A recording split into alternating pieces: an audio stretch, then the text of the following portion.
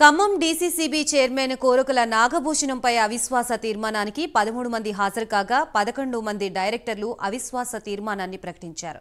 ఈ క్రమంలోనే నాగభూషణం మరో ట్విస్ట్ ఇచ్చారు. తనపై అవిశ్వాస తీర్మానం రిజల్ట్ ని నిలిపివేయాలని హైకోర్టుని ఆశ్రయించారు. దీంతో ఈ నెల 30 వరకు ఫలితాలు వెలువరించవద్దని కోర్టు ఆదేశాలు జారీ చేసింది. కాగా నాగభూషణం వి వెంకటాయపాలెం సొసైటీ చైర్మన్ పదవి కోల్పోతే డీసీసీబీ చైర్మన్ పదవిని సైతం కోల్పోనున్నారు.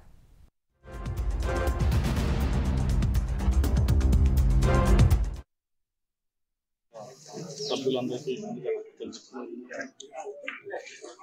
ఈరోజు జరిగిన పాలకవర్గ సమావేశంలో మేము ఆ రోజు ఏదైతే అవిశ్వాస తీర్మానం ఇచ్చామో ఆ 11 మందిని కూడా ఈరోజు అనుకూలంగా ఆమోదించాము. తీర్పు అనేది కొట్టుకోవాలి కాబట్టి నా చైర్మన్ గారికి ఇక్కడున్న డైరెక్టర్ల పేర్లు కూడా తెలియదు. చదవమంటే డైరెక్టర్ పేర్లు కూడా రావండి. అంటే ఈ డైరెక్టర్లు ఎవరు, ఈ డైరెక్టర్ పేరు ఏంటి అని మొక్కల నుంచి అడిగినా చెప్పలేవాడ. అటువంటి పరిస్థితుల్లో మేము ఆ చైర్మన్ గారి దగ్గర ఈ 3 సంవత్సరాలు పాలకవర్గ సమావేశాలు నిర్వహించినాం.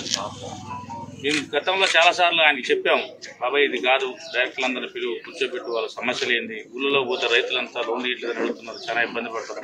మేము చాలాసార్లు చెప్పాము, ఆయన తీరు మార్చుకోలేదు. అందువల్ల మేము అందరం కూడా అవిశ్వాసం పెట్టాం.